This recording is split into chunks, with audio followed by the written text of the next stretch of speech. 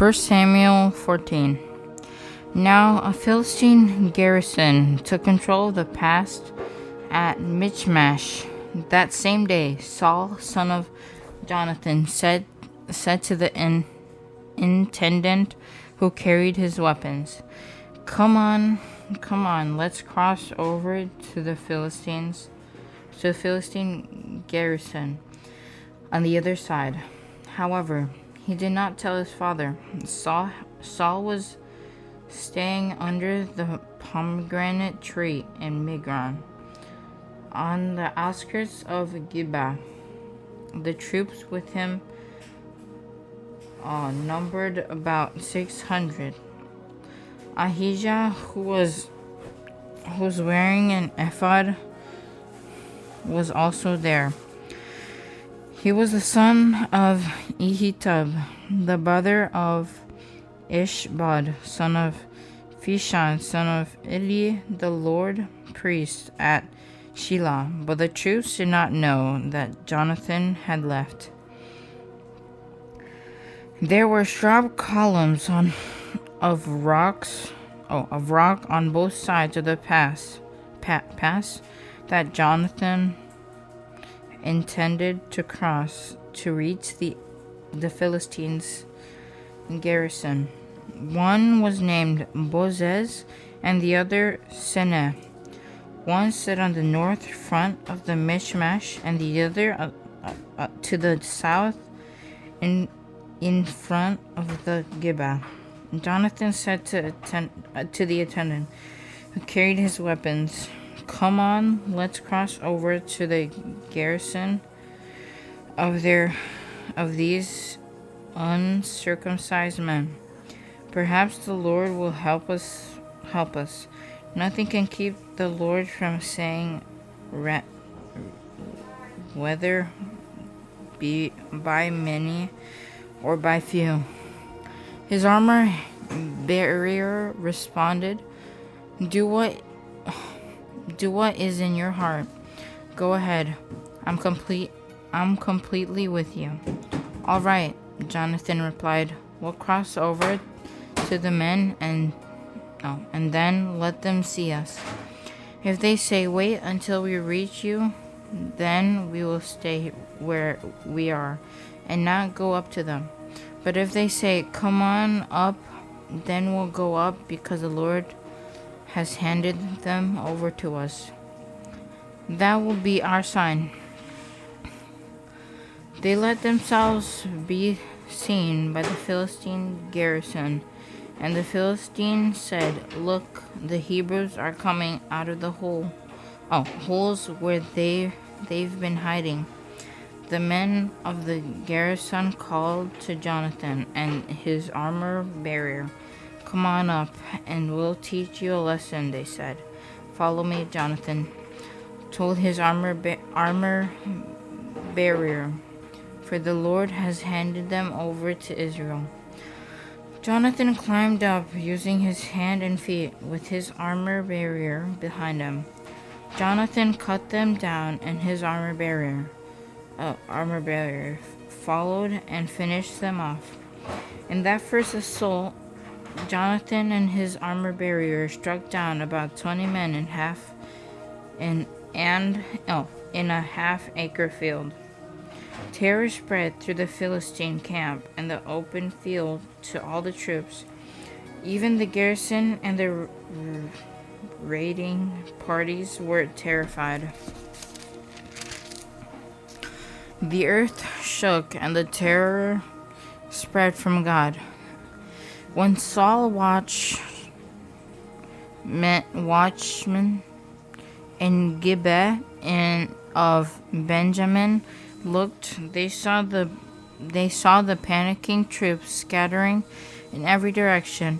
So Saul said to the troops with him, Call the roll and determine who has left us. They called the roll and said, and saw that Jonathan and his armor bearer were gone. Saul told Ahijah, Bring the ark of God, for it was with the Israelites at the time. While Saul spoke to the priests The panic in the Philistine camp increased in the intensity. So Saul said to the priest, "Stop what you're doing." Saul and all the troops with him assembled and marched to the battle. And there the Philistines were fighting against each other in great confusion. There were Hebrews from the area who had gone earlier into the camp to join the Philistines, but even they joined the Israelites who were with Saul and Jonathan. When all the Israelite men who had been hiding in the hill country of Ephraim heard that the Philistines were fleeing, they also joined Saul and Jonathan in the battle. So the Lord said to Israel that day, the battle extended beyond Bethaven, and the men of Israel were worn out that day, for Saul had placed the troops under an oath. The man who eats food before evening, before I have taken vengeance on my enemies, is cursed. So no one in the troops tasted any food. Everyone went into the forest, and there was honey in the ground. When the troops entered the forest, they saw the flow of honey, but none of them ate any of it, because they feared the oath. However, Jonathan had not heard his father make the troops swear the oath. He reached out with the ends of the staff he was carrying and dipped it in the honeycomb. When he ate the honey, he had renewed energy. Then one of the troops said, "Your father made the troops solemnly swear, 'The man who eats food today is cursed, and the troops are exhausted.'" Jonathan replied, "My father has brought trouble to the land. Just look how I have renewed energy, because I taste a little of this honey. How much better if the troops have eaten freely today from the plunder they took from their enemies. Then the slaughter of the Philistines would have been much greater." The Israelites struck down the Philistines that day in the Michmash, all the way to Ajalon.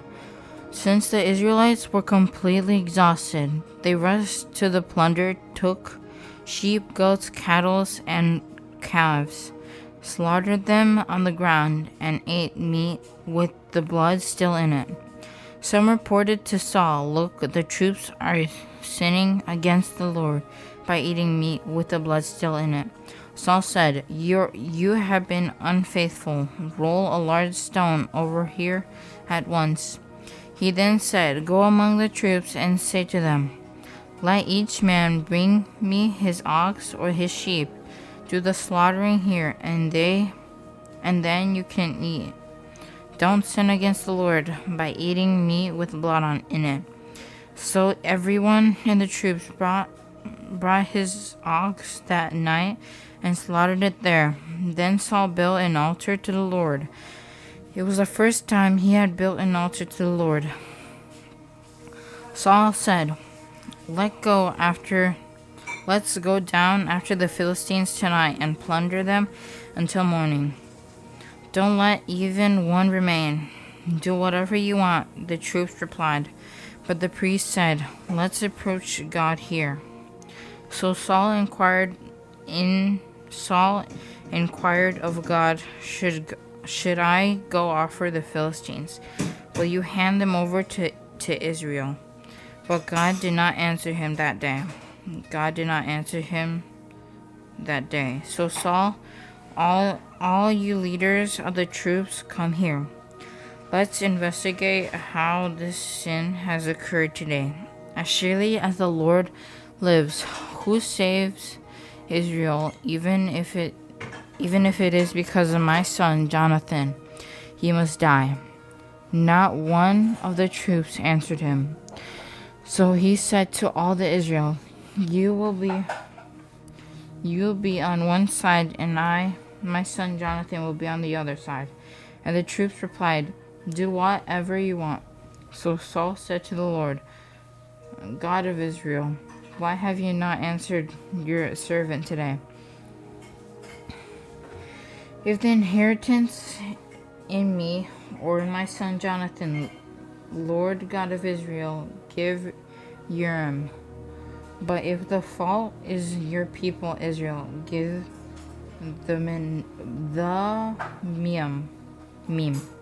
Jonathan and Saul were selected, and the troops were cleared of charge. Then Saul said, "Cast the lot between me and my son Jonathan," and Jonathan was selected. Saul commanded him, "Tell me what you did." Jonathan told him, "I tasted a little honey with the end of the staff I was carrying. I am ready to die." Saul declared to him, "May God punish me and do so severely if you do not die, Jonathan." But the people said to Saul, "Must Jonathan die? He accomplished such a great deliverance for Israel. No, as the Lord lives, not a hair of his head will fall to the ground. For he worked with God's help today." So the people redeemed Jonathan, and he did not die. Then Saul gave up the pursuit of the Philistines, and the Philistines returned to their own territory. When Saul assumed the kingship over Israel, he fought against all his enemies in every direction, against Moab, the Ammonites, Edom, the king of Jobah, and the Philistines. Wherever he turned, he caused havoc. He fought bravely. He fought bravely, defeated the Amalekites, and rescued Israel from those who plundered them. Saul's sons were Jonathan, Ishvi, and Melchishua.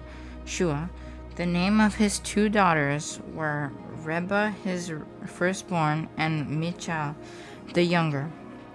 The name of Saul's wife, was Ahinoam, daughter of Ahimaaz. The name of the commander of his army was Abner, son of Saul's uncle Ner. Saul's father was Kish. Abner's father was Ner, son of Abiel. The conflict with the Philistines was fierce all of Saul's days, so whenever Saul noticed any strong or valiant man, he enlisted him. 1 Samuel 15. Samuel told Saul, "The Lord sent me to anoint you as king over the people of Israel. Now listen to the words of the Lord. This is what the Lord of armies says. I witnessed what the Amalekites did to Israelites when they opposed them along the way as they were coming out of Egypt. Now go attack the Amalekites and completely destroy everything they have. Do not spare them. Kill men and women, infants and nursing babies, oxen and sheep, camels and donkeys." Then Samuel summoned the troops and counted them at Telaim, 200,000 foot soldiers and 10,000 men from Judah. Saul came to the city of Amalek and set up an ambush and in the wadi. He warned the Kenites, "Since you showed kindness to all the Israelites when they came out when they came out of Egypt. Go, go on and leave. Get away from Amalekites, or I'll sweep you away with them. So the Kenites withdrew from the Amalekites, away with them. So the Kenites withdrew from the Amalekites. Then Saul struck oh, then Saul struck down the Amalekites from Havilah all the way to Shur, which is next to Egypt. He captured King Agag and Amalek alive. But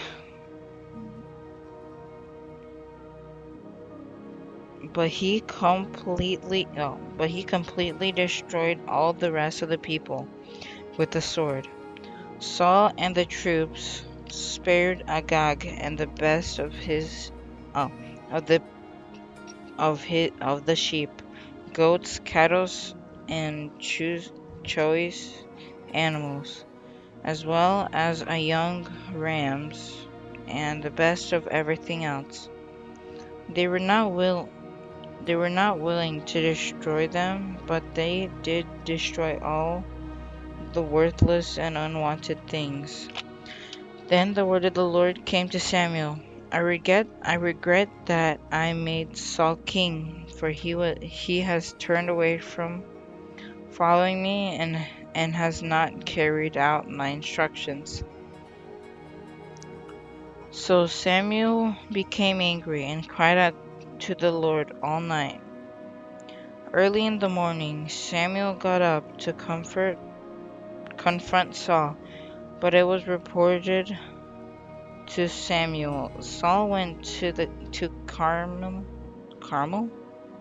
where he set up a monument for monument for himself.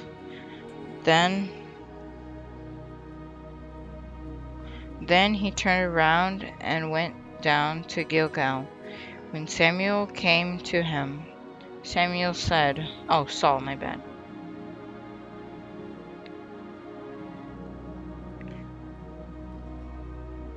Saul said, May the Lord bless you. I have carried out the Lord's instructions. Samuel replied, Then what is this sound of sheep, goats, and cattle I hear? Saul answered, The troops brought them from the Amalekites and spared the best sheep, goats, and cattle in order to offer a sacrifice to the Lord your God. But the rest we destroyed. Stop, exclaimed Samuel. Let me tell you what the Lord said to me last night. Tell me, he replied. Samuel continued, Although you once considered yourself important, haven't you become the leader of the tribe of Israel? The Lord anointed you king over Israel, and then set off a mission and said, Go and completely destroy the sinful Amalekites. Fight against them until you have annihilated them. So why didn't you obey the Lord? Why did you not rush on the plunder and do what was evil in the Lord's sight? But I did obey the Lord, Saul answered. I went to the mission the Lord gave me. I brought back King Agag and Amalek and completely destroyed the Amalekites. The troops took sheep, goats, and cattle from the plunder, the best of what was set apart for destructing, to sacrifice to the Lord your God, Gilgal. to God at Gilgal. Then Samuel said, "Does the Lord take pleasure in burnt offerings and sacrifices as much as in obeying the Lord? Look, to obey is better than sacrifice. To pay attention is better than the rat of rams. For rebelling is like the sin of divination, sin. And defiance is like wickedness and idolatry, because you have rejected the word of the Lord. He has rejected you as king." Samuel answered, Saul answered Samuel, "I have sinned. I have transgressed the Lord's command and your word, because I was afraid of the people. I obeyed them. Now, therefore, please forgive me my sins and return with me so I can worship the Lord." Samuel replied to Saul, "I will not return with you, because you rejected the word of the Lord. The Lord has rejected you from being king over Israel." When Samuel turned to go, Saul grabbed the corner of his robe, and it tore. Samuel said to him, "The Lord has torn the kingship of Israel away from you today, and has given it to your neighbor who is better than you. Furthermore, the Eternal One of Israel does not lie or change his mind, for he is not man who changes his mind." Saul said, I have sinned. Please honor me now before the elders of my people and before Israel. Come back with me so I can bow and worship to the Lord your God." Then Samuel went back following Samuel, and Samuel bowed down to the Lord. Samuel said, "Bring me King Agag and Amalek." Agag came to him trembling, for he thought, "Certainly the bitterness of death has come." Samuel declared, "As your sword has made woman children's, so your mother will be children among women." Then he hacked Agag to pieces before the Lord at Gilgal. Samuel went to Ramah, and Saul went up to his home in Gibeah of Saul. Even to the day of his death, Samuel never saw Saul again. Samuel mourned for Saul, and the Lord regretted he had made Saul king over Israel. 1 Samuel 16. The Lord said to Samuel, "How long are you going to mourn for Saul, since I have rejected him as king over Israel? Fill your horn with oil and go. I am sending you to Jesse of Bethlehem, because I have selected for myself a king from his son." Samuel asked, "How can I go? Saul will hear about it and kill me." The Lord answered, "Take a young cow with you and say, I have come to sacrifice to the Lord. Then invite Jesse to the sacrifice, and I will let you know what you are to do. You are to anoint for me the one I indenced to you. Samuel did what the Lord decreed and went to Bethlehem. When the elders from the town met him, they trembled and asked, "Do you come in peace?" "In peace," he replied. "I have come to sacrifice to the Lord. Consecrate yourself and come with me to the sacrifice." When he consecrated Jesse and his son and invited them to the sacrifice, when they arrived, Samuel saw Eliab and said, "Currently, the Lord's anointed one is here before him." But the Lord said to Samuel, "Do not look at his presence or his stature because I have rejected him. Humans do not see what the Lord sees. For humans see what is visible because the Lord sees the heart." Jesse calls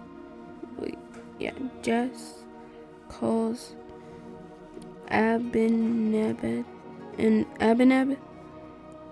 presented him to Samuel. "The Lord hasn't chosen this one either," Samuel said.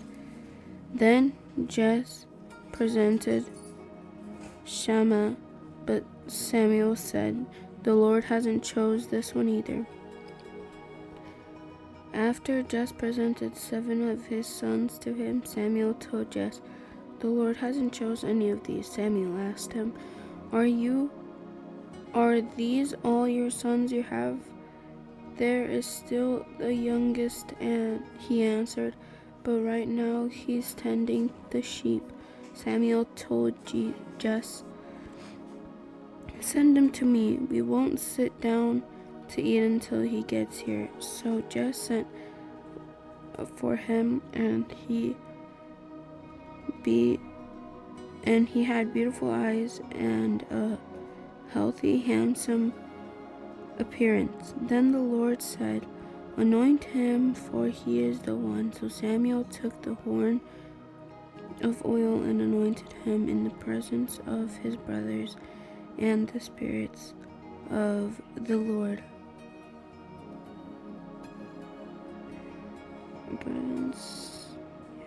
And the spirits of the Lord came powerfully on David from that day forward. Then Samuel set out and went to Ramah.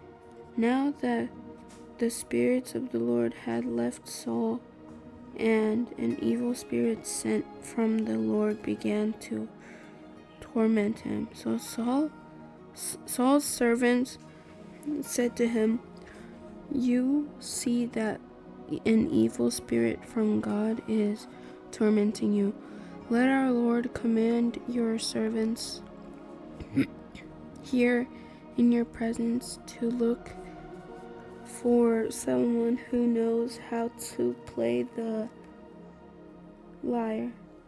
Whenever the evil spirit from God comes on you, the person can play the lyre and you will feel better."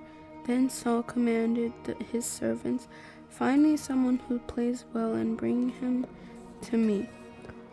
One of the young men answered, "I have seen a son of Jesse of Bethlehem who know how to play the lyre. He is also a violent man, a warrior, eloquent, handsome, and the Lord is with him." Then Saul dispatched messengers to Jesse and said, "Send me your son David, who is with me with the sheep." So Jesse took a donkey loaded with bread, a wineskin, and one young goat, and sent them by his son David to Saul. When David came to Saul and entered his service, Saul loved him very much, and David became his armor bearer. Then Saul sent the word to Jesse, "Let David remain in my service, for he has remained in my service, for he has found favor with me." Whenever the Spirit from God came on Saul, David would pick up his lyre and play, and Saul would then be relieved, feel better, and the evil spirit would leave him.